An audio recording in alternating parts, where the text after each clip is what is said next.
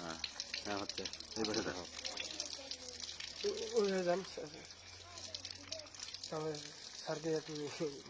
আমাদের দেখো এক পাশে নিলে মানুষগুলো দেখো দেখো ঠিকই আছে